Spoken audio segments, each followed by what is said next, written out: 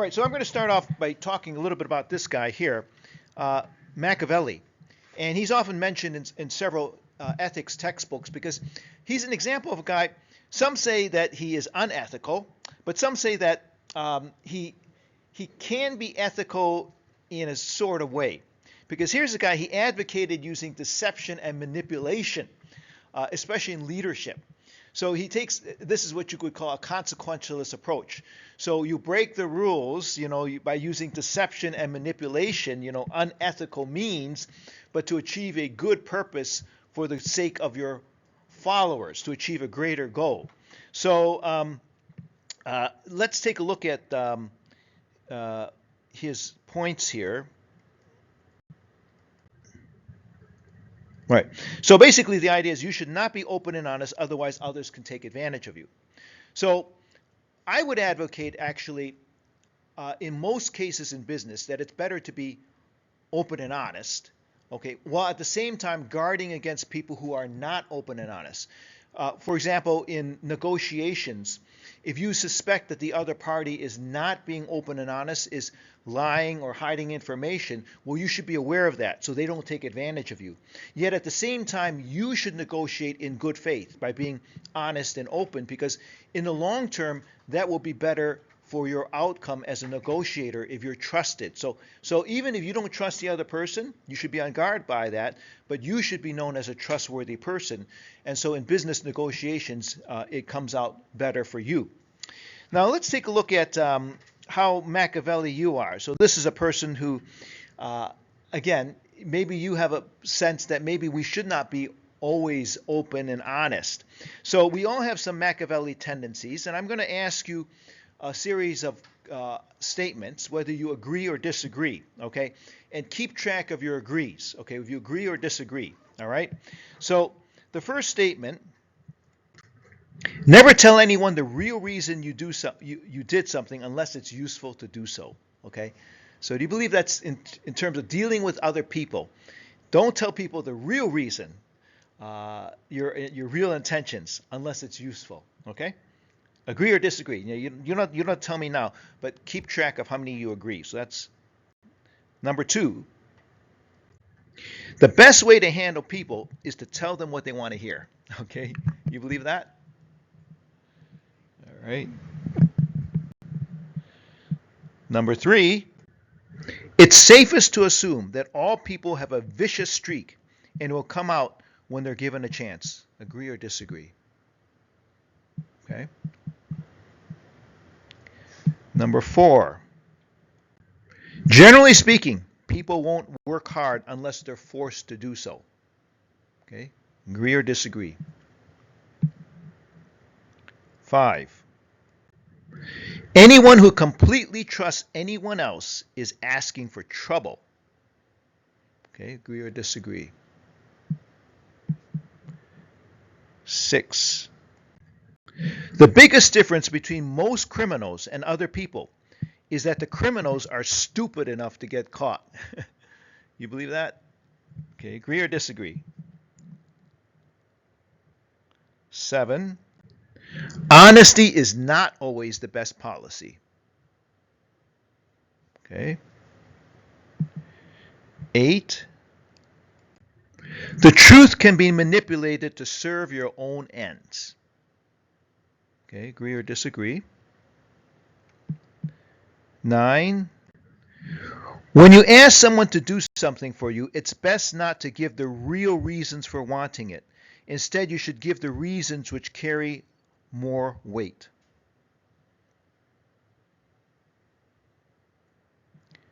10, it is wise to flatter important people, like your teacher, right? 11, it's hard to get ahead without cutting corners here and there. And finally, number 12, there's a sucker born every minute. Okay. So count up the statements that you agree with. Okay, count up the statements that you agree with, and let me show you the scoring. All right. Anybody here, now you don't have to admit what you scored because it's okay. But if you want to, anyone here would be zero. You don't agree with any of those statements. Really? So you're a very open and honest guy. You are. That's good for you. I can trust you. And it's a good quality when people know that you're that kind of guy. I like dealing with that kind of person because I know I believe what you say. I trust you. Okay, and that's a good quality. Not too many people. In my classes so far, I think you're the only person so far. That's zero. Everyone's going, okay. Good for you. The kind of person who believes that holding back the truth, manipulating others is the way to go for a greater good. So remember, he's the consequentialism, utilitarianism is one of the ethical principles. So those kind of people think, well, for the greater good of followers or for the greater good of something, sometimes we should be manipulative and manipulate people and be dishonest, okay? But again, I think in most cases, it's probably not the way to go. I know some people are successful that way.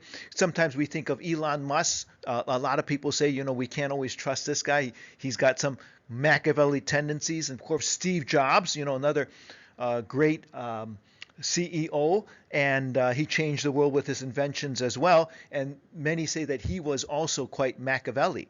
So yes, there are people who are successful in that way. And before Elon Musk and Steve Jobs, I mentioned this guy here, Thomas Edison, was also a quite Machiavelli, manipulative type person.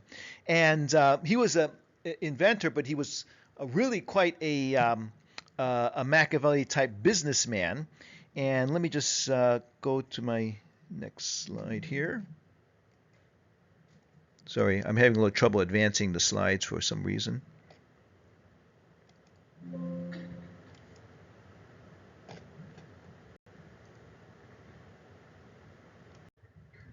So Thomas Edison, he was incredibly competitive, and he was said to do some questionable things while making pursuit to make profit.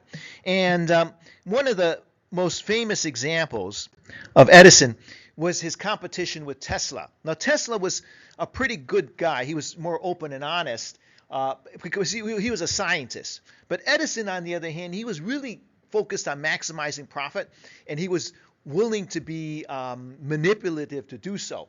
And of course, Tesla is where we get the name of the car company, Tesla Motors, right? The car company. Now, because both were about electricity. Now, Tesla, he developed what they call alternating current, AC, alternating current. Edison, however, was a proponent of DC, which is direct current, because his company, Edison Electric, basically sold direct current. Now, if you know anything about electricity, in North America, we use a lot of AC right now. If you plug something in to the wall, that's AC. And for direct current, batteries use direct current. The computer actually uses direct current, but when you plug it in, that transformer converts it into direct current. Now, have you ever, anyone ever plugged in something? First of all, if you touch a battery, nothing happens to you, right? You touch a battery, nothing happens. You feel no shock, right? That's direct current, okay? But if you plug something into the wall, has anyone ever accidentally touched the two prongs on the socket when you plug something in? Have you, Derek? And what happens? You get not a good feeling, huh? It's a shock, yeah. And you could actually, if you stay that way, if you're bound to it, you could kill yourself. You get electrocuted, right? Yeah. So that's alternating current, and so it is the predominant current that we're using here in North America. But Edison, he wanted to discredit that because he didn't want to direct current, alternating current to succeed. So there was the famous war, the great war between AC and DC, between Tesla and Edison. And Edison, he wanted to discredit AC, and he was trying to manipulate the public by saying it's dangerous, it can electrocute you, okay?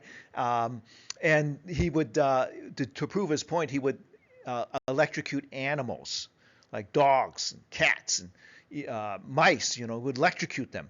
And perhaps the most horrific example is when he electrocuted the elephant. Topsy the elephant was electrocuted at Luna Park Zoo on Coney Island in 1903.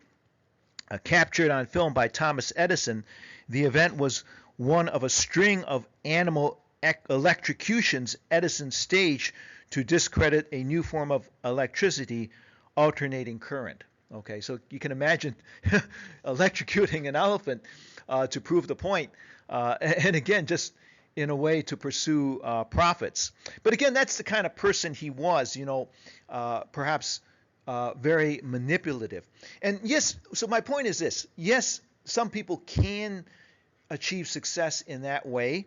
And sometimes you might have to do it that way. We apply the utilitarian ethic, the greatest good for the greatest number to achieve a good result. Sometimes you might have to kind of be manipulative or be dishonest, possibly, but not very often is what I would say.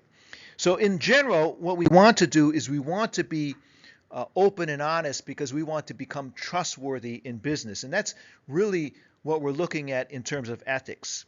Now, in the 1970s, again, people were very profit-oriented. And I remember I told you I studied business in the 70s, right?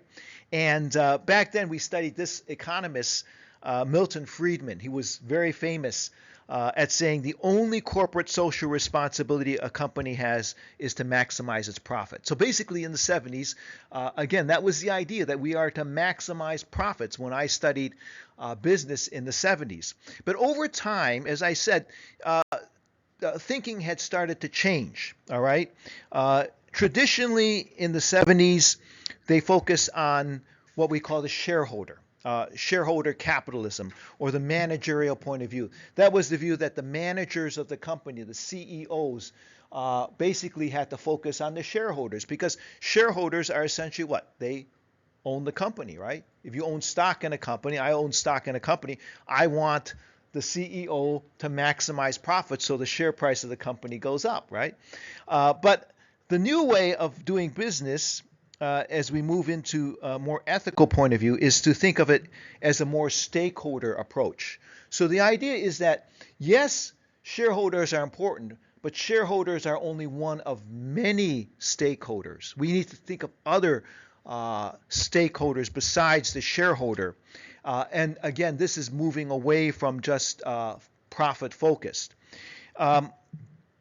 Recently, there was a meeting of top American CEOs in a group called the Business Roundtable, and they have chief executives from the top American companies. They gathered together and they were discussing the purpose of a corporation. Now, you can probably recognize at least two of these faces here. Who do you recognize? Jeff Bezos? Yes, Jeff Bezos, right? Founder of Amazon, right? Who else anybody else recognize anyone else here? I heard what? Tim Cook, yes, of course, Tim Cook, yeah. CEO of Apple, okay. And these are others, like this is Mary Barra, CEO of General Motors. And so these top executives of the top corporations in America, they got together and they discussed the purpose of a corporation.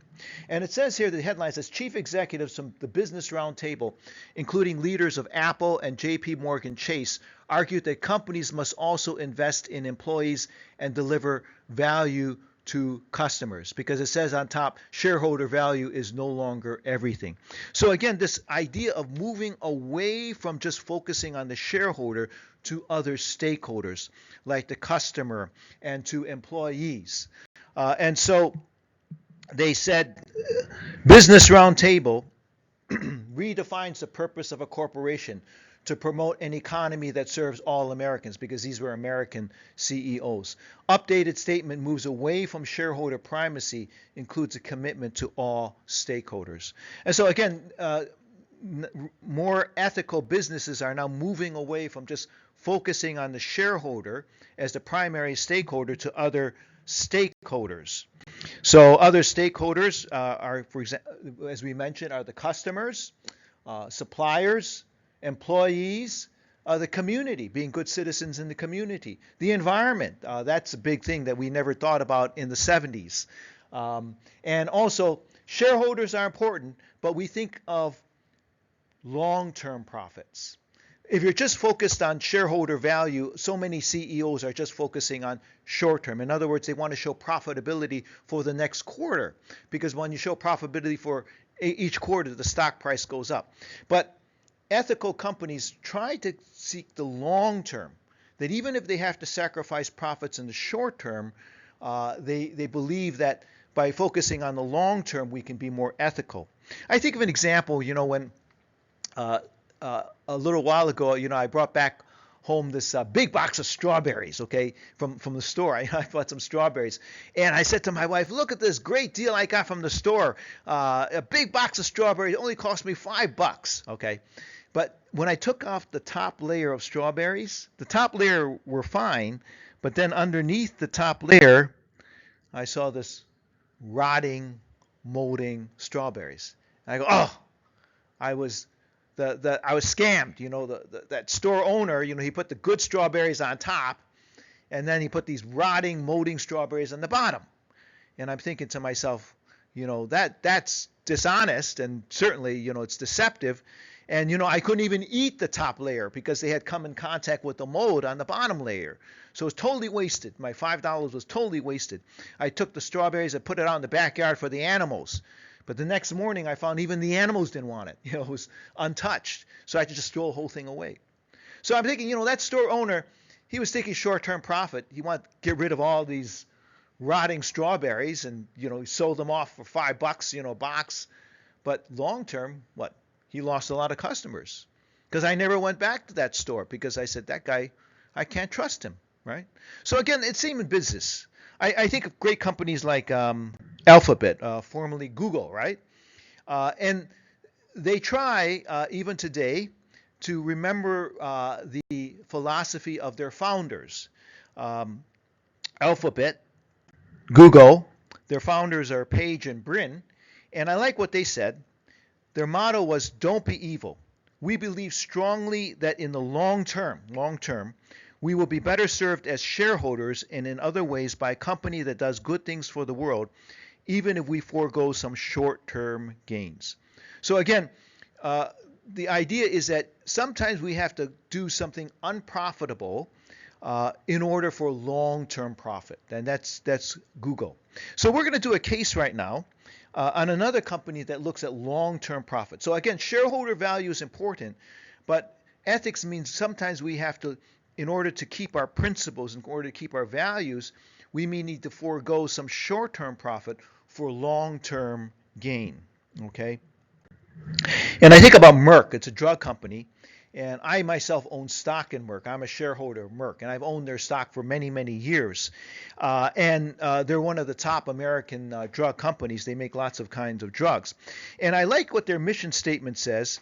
The mission statement of Merck is, "We are in the business of preserving and improving human life." So notice, the mission of Merck is, not to make profit. Of course, they want to make profit, because that's a public corporation has to make profit in order to stay in business.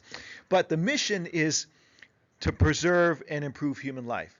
Profit comes as a byproduct of doing the primary mission. So what I'm going to do is we're going to look at this case of Merck. And this was back in the 70s, okay, back in the 70s. And again, remember, in the 70s, corporations were focused on making profit, okay? And here's an interesting case that Merck faced. So remember, it's a drug company, and they make profits by developing new drugs. And the scientists are the ones that do research to develop new drugs for people and also for animals. They make animal drugs as well. Now, in 1978, this man here, Vaglis, he's the head of Merck Research. So he's the supervisor for all the scientists at Merck, okay?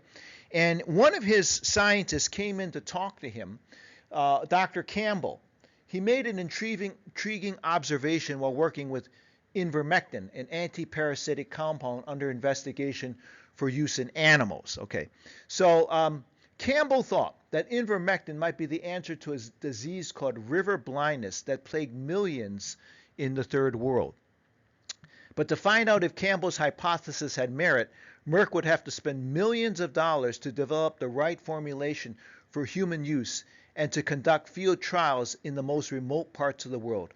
And even if these efforts prove an effective and safe drug, virtually none of those afflicted with river blindness could afford to buy it. So again, Vagelos, he's supervising the scientists. One of his scientists comes in and says, hey, listen, I think I can work with this animal drug, and if I can reformulate it for use in humans, I can cure this disease, river blindness. Okay. The problem is river blindness afflicted people in the third world, like in Africa. And the problem is those people that it afflicted were pretty much poor people, and they couldn't afford to pay for the drug. And that's why the statement says virtually none of those afflicted with river blindness could afford to buy it. So it certainly would be unprofitable to develop it. So here's something about the disease. River blindness, it was labeled by the World Health Organization, and a socioeconomic problem of considerable magnitude, okay, in developing countries. Some 85 million people were thought to be at risk.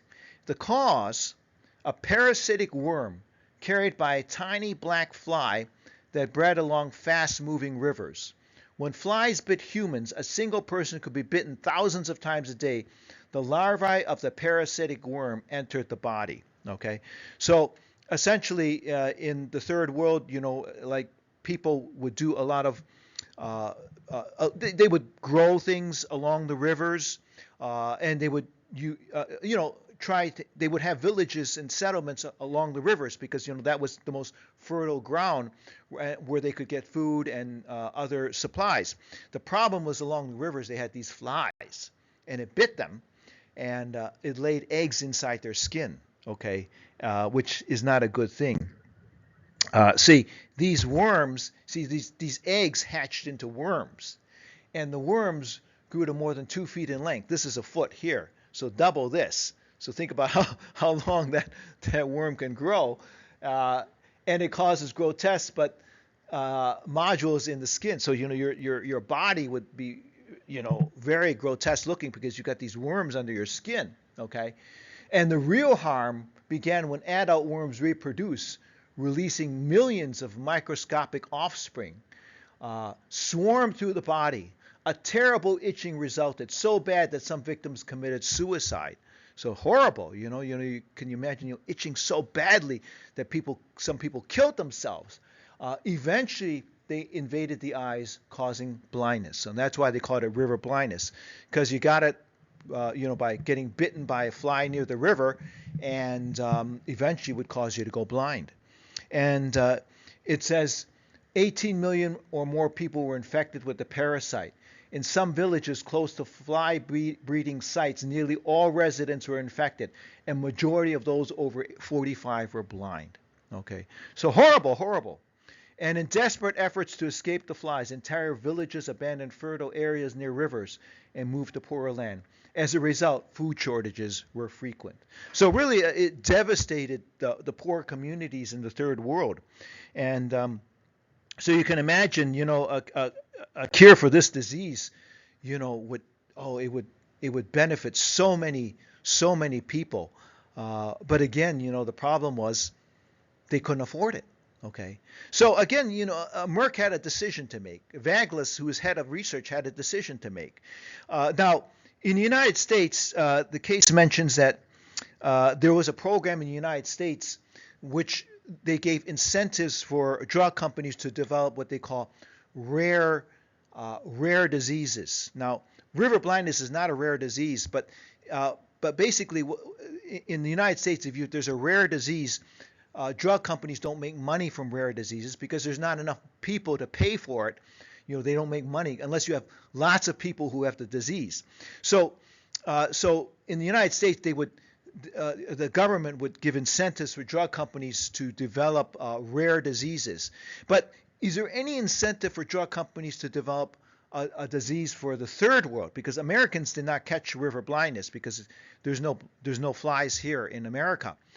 It says here, There was, however, no U.S. or international program that would create incentives for companies to develop drugs for diseases like river blindness, which afflicted millions of the poor in the third world.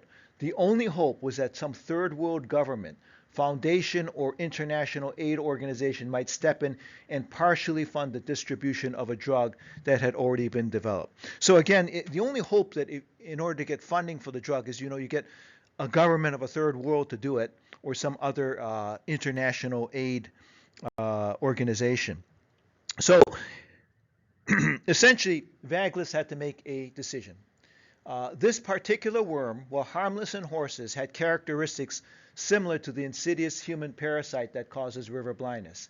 And even if success were attained, the economic viability of the project would be nil. In other words, you don't make any money. So basically,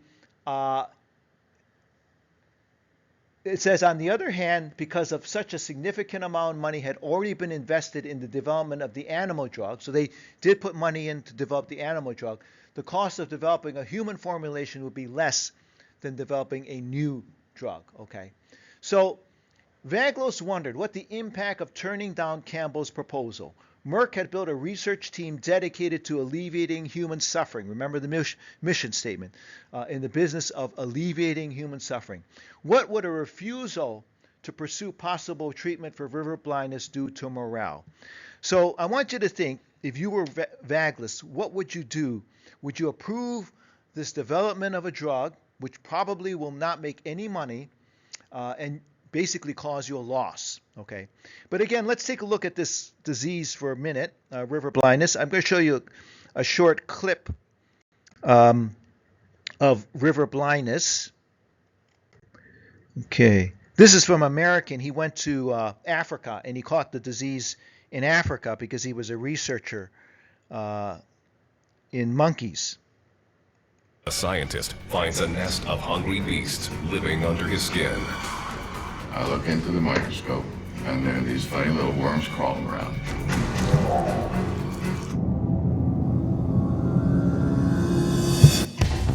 6 months after chimpanzee expert Geza Teleki returns home from Africa, his arm starts to itch unbearably. The only thing I can concentrate on is the itching on my arm, because it's beginning to drive me a bit crazy. Dr. Martin Wolf is an expert in tropical medicine at the George Washington University in Washington, D.C. When he came into my office, I immediately recognized that he had a swollen hand, arm, and upper arm. He also complained of some itching and rash. He tells me to follow him into the next room, which is a laboratory. Before I knew what was going on, he took a sample of skin with a little device that took a snip out of the surface, and he stuck it under the microscope. I look into the microscope, and this confirmed my suspicion. He looks at me and says, "I think I know what you have." I think Geza was quite surprised that a diagnosis could be made just on observation. Dr. Wolf invites Geza to take a look for himself. I look into the microscope, and there are these funny little worms crawling around. And he says, "Well, you've got river blindness." River blindness, or onchocerciasis, is caused by the larvae of the Onchocerca volvulus worm. The parasitic worms live in the mouth parts of black flies that are common in Africa. When an infected fly bites a human, the parasite enters the body through the bite wound. There, the worms reproduce, generating over 1,000 larvae a day. For Geza, the news is devastating. At this point, I'm not sure what's coming down the road. I became extremely worried that I won't be able to continue the work. The main danger of having river blindness is, in fact, that you go blind. Monsters inside me. Only on animal. So you can see, I mean, it's a devastating disease, and it basically, I mean, they said 18 people were already infected, and 85 million were at risk. Okay, so you think about this idea. Suppose you're Vagelos, you're head of the research at Merck Laboratories, and you supervise all these scientists. and one of your scientists comes to you and says, well, I can maybe develop a cure. Okay, we already have the animal drug. Maybe I can formulate it to work with humans. Now as Vagless, it's going to cost quite a bit of money, even though it's already been partially developed as an animal drug. So the question is, would you approve it, knowing that Merck is going to lose money on it, or would you just say, no, sorry, we can't do this kind of work? Okay. Now, if you think of it from a purely managerial point of view, so the managerial point of view is, again, you think of the shareholder. The shareholder, right? I say I'm a Merck shareholder myself, and essentially, what would you say? If from a purely shareholder point of view, you just focus on the shareholder, it's not going to make any money. In fact, it's going to cause you a loss because you're going to have to develop it and develop it at a loss. Would you say yes or no? Probably no, right? You know what I'm saying? Because it's completely unprofitable. Why would I develop a drug that will return nothing to Merck, and I spent all this millions of dollars to develop the drug? So from a purely shareholder point of view, the answer would be no, because as I say, I'm a shareholder of Merck, and as a shareholder, I always like to see the stock price go up, and the stock price goes up as Merck makes profits, right? Now we're focusing now to the new approach, to the stakeholder point of view.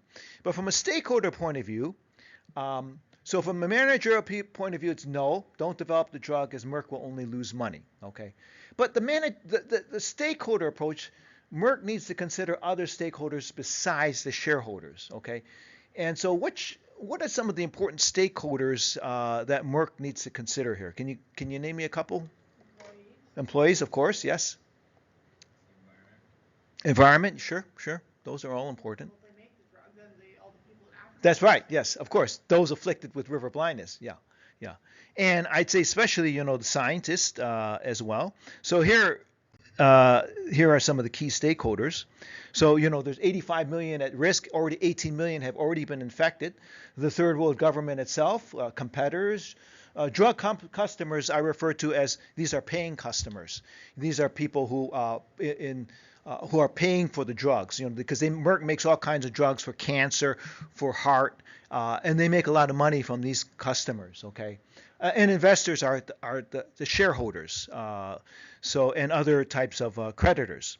So if you think of it purely for the shareholder, the answer is no. But if you think about other stakeholders, we might have to think differently.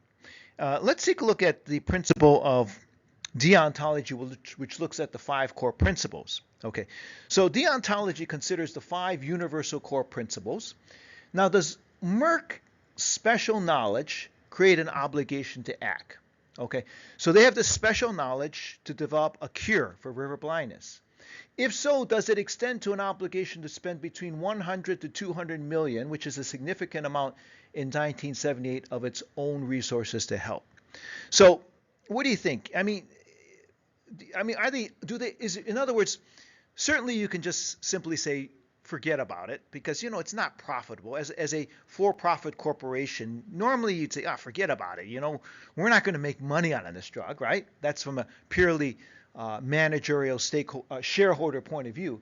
But from an ethical point of view, is there a responsibility to act? You've got this possibility of a cure. Are you obligated to do something about it? What do you think? Huh? Yeah. Because you can benefit 18 million people, and more plus, right? So I like years ago I saw the Spider-Man movie, and I got this principle because I used to read Spider-Man comics. And in Spider-Man they said, Spider-Man learned with great power comes great responsibility.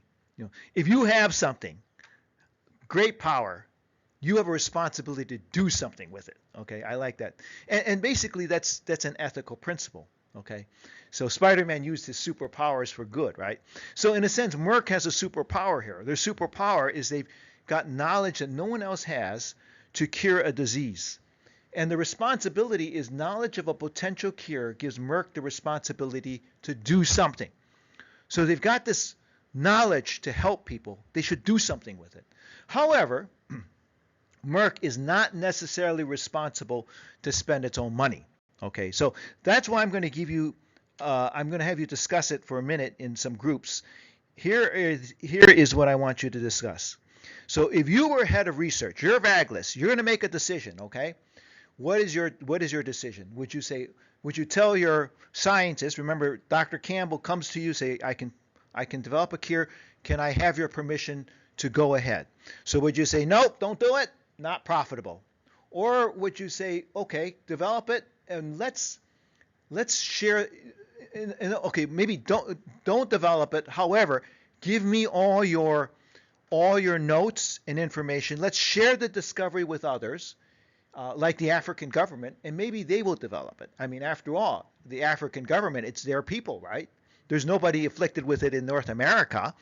Or we could maybe wait till funding can be found elsewhere. You know, remember in one of the slides, I said that there are many international organizations like the World Health Organization, some other international organizations that might at least partially fund the research. Or would you just say, okay, let's just develop the drug, spend the $100–200 million, and we'll develop it at a loss. Okay, so I want you to discuss it, and then I'll get your responses. What would you do if you were head of research? You would think the African government should help because, after all, it's their citizens. But again, students from Africa, they say no, they may not help because they don't trust the government. I do another case in a future ethics.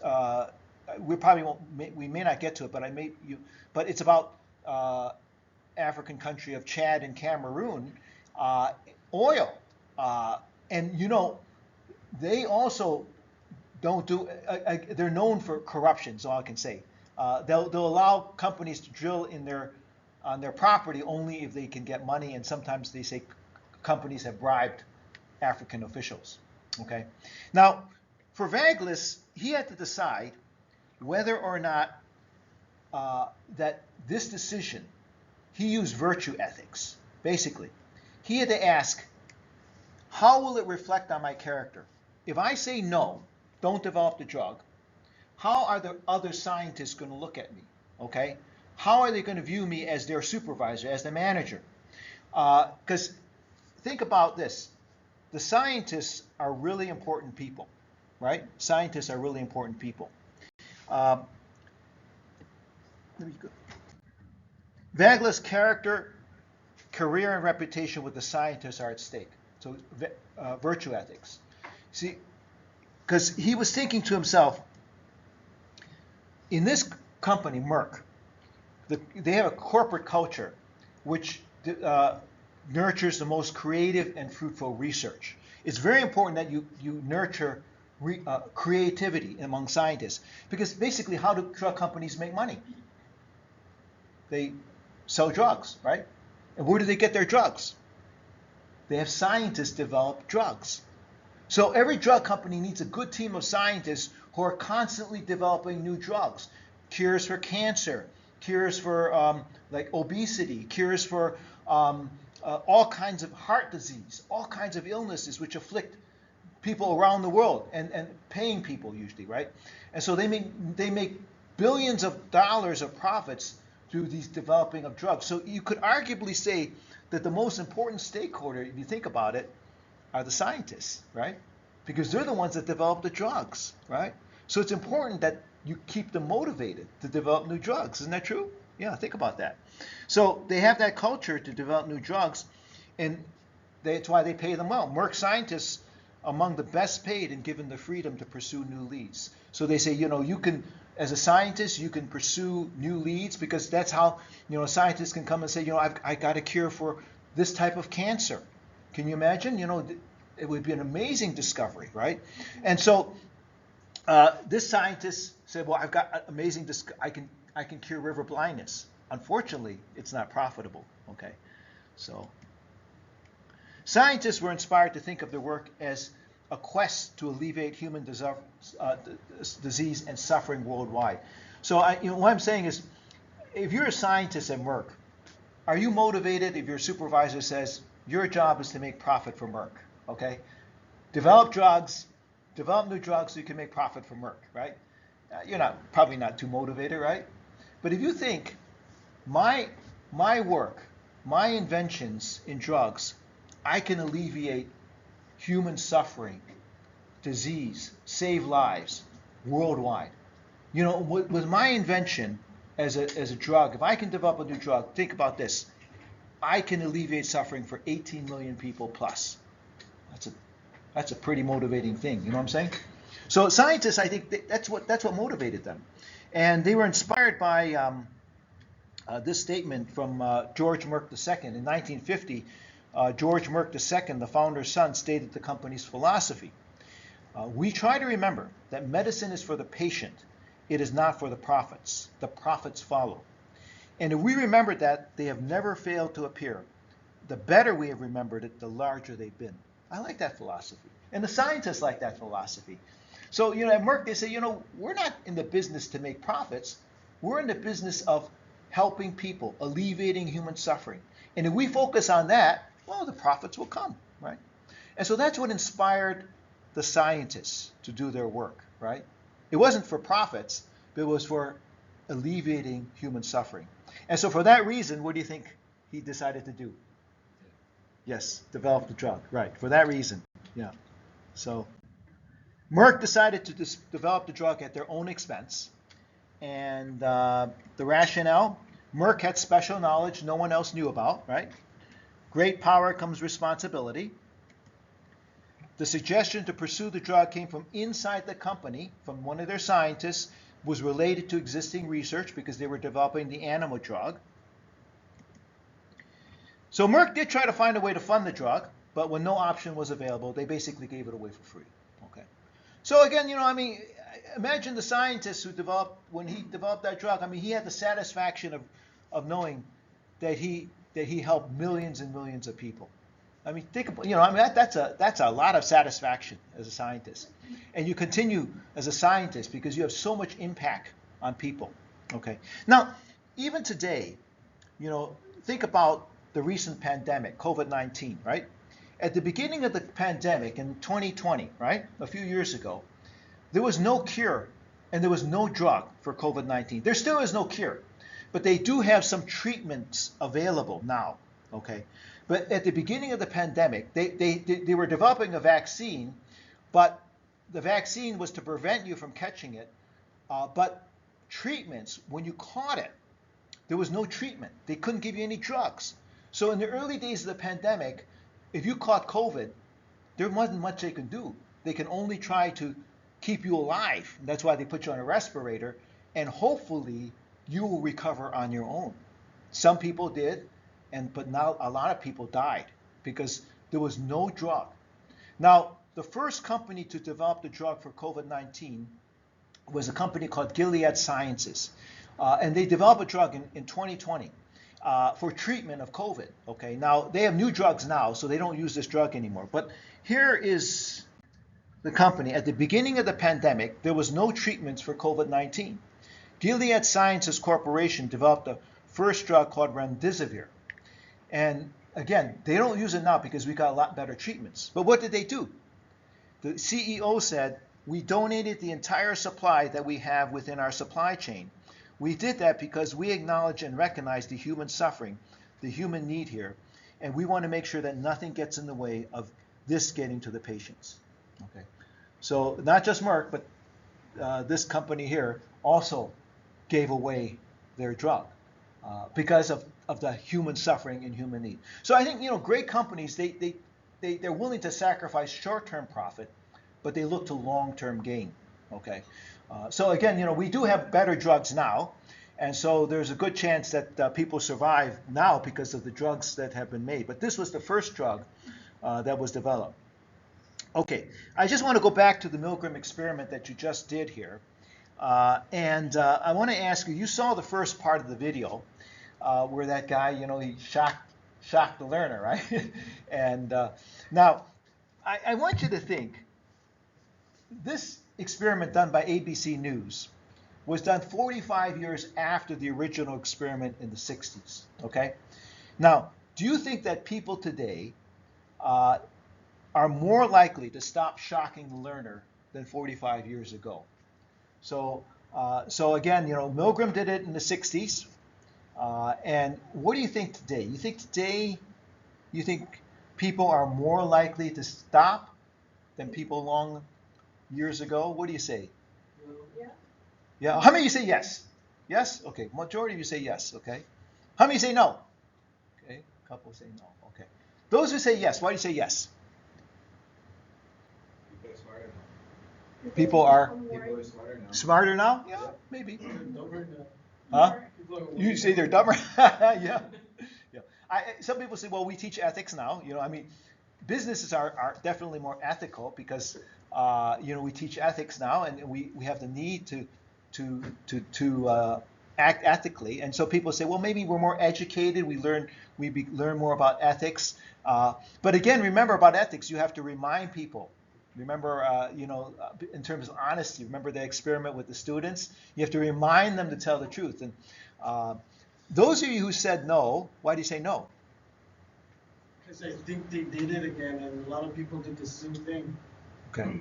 Yeah, because they did it again, right? The video you They saw. kept reproducing Yeah, it. yeah. So the answer is correct. You said right. There was no change. Okay. Because human nature is human nature. Yes, people are more ethical if you remind them to be more ethical. And that's why they teach ethics courses and they remind people to follow the responsibility, the code of ethics in professional organizations. You have to remind people to be ethical. But if you don't remind them, human nature is still human nature. It hasn't changed, okay? And they found that pretty much the same amount of people will go to the end. Now, in the modern version, in ABC News, they made an adjustment. They stopped at 150 volts, okay? And that's for ethics and experimentation. Because in Milgram, they went all the way up to 450. The reason is because with Milgram, when you go up to 450, there's a point that you kill the guy. So the guy's screaming in pain. You hear the guy screaming in pain, begging you to stop. Screaming in pain. And then you flip the switch at 450 and suddenly silence. And you think, oh gosh, I just killed the guy. Because you feel the stress, I mean, even though the scientist says I take responsibility, the teacher's feeling, oh gosh, you have this knowledge, I just killed somebody, by flipping the switch. So they take away that, they stop at the 150 volt level. But the modern version, he says, that's somewhat of a point of no return because they found in Milgram, those who go past 150, 80% will go all the way to the end. Yeah. So that's how he figured people are really no different. Okay. But now, the other change in this experiment in the ABC News version is that Milgram only tested men. Okay. In the ABC News version, they tested men and women. So I'm going to ask you this question. You think women would be more likely to stop shocking than men? Okay. So would women be more likely to stop shocking than men? So how many of you think yes? Women. Okay. Anyone say no? Okay, no? Okay. Those who say yes, why do you say yes? I think they're just nicer in general. Nicer, yeah. Maybe more sympathetic, empathetic. Yeah, okay. Okay. Why do you say no? You're a woman. You say no. I don't think that gender would. Okay, make a difference. Okay. Yeah. Good point. As I say here, I gave you a point. So you'd say no, women are pretty much the same, right? Okay. And many of you said, the majority said, women tend to be more empathetic. Okay. And anyone would say women more than men would continue shocking? No? Okay. Okay. All right. Let me ask you one other question here. What qualities are present in the person who will stop shocking the learner even when the scientist says, please continue? How many say A, compassionate and caring? Okay, some of you. Okay. B, non-emotional and confrontational? C, easygoing and agreeable? All right, tell you what, I'm going to show you a segment And we'll get your answers. First of all, let me show you that segment, just a couple minutes of a segment that shows you the interesting, in the first one, would women be more likely to continue shocks? Nobody guessed the right answer. Were you kind of surprised? Even I was surprised when I saw the video. That women actually went further than men. Okay, and what was the rationale? What was the reason he said that women were more likely than men to go to the highest level? Yeah, submissive. Yeah, that's right. Yeah, even today, things are changing now. They're teaching women to be more assertive, right? That you're equal with men. But even so, women still tend to be more submissive, have more trouble saying no. Okay, so I think one lesson I learned from this is there's nothing wrong with saying no. Okay, and most of the time we want to be agreeable. It's nice to be agreeable with people, but when it counts, right? Sometimes you got to be willing to say no. And the other thing I found, let me just go back to this other slide here. Guy at the end who said no. What kind of guy was he? Well, he didn't seem very compassionate, right? He wasn't very empathetic. Even people who were quite empathetic. I remember on the video there was one woman. She said she was very emotional. She said, "I can't continue if I hear him screaming like this," and yet she continued to the end, right? But here's a guy. He's not emotional. They said that on the first screams of pain, his face showed no emotion, and but pretty much he was what? Quite confrontational, right? He said, "I'm going to walk out if you want to push this. No is no," right? So I kind of like that. Now, most of the time, as I say, it's good to be agreeable people. I'm sure this guy, I don't know how he gets along with people. Maybe not, he's not the most likable person, right? But, most of the time we want to be likable people. We want to be agreeable and work with people. But sometimes we need to say, well, no, I'm going to put my foot down. And when it comes to ethics and doing the right thing, sometimes I have to confront and say no. Okay. So I think that's probably the most important thing I learned. Yeah. Okay. Yeah. Any other comments? But I thought it was quite interesting what this experiment taught.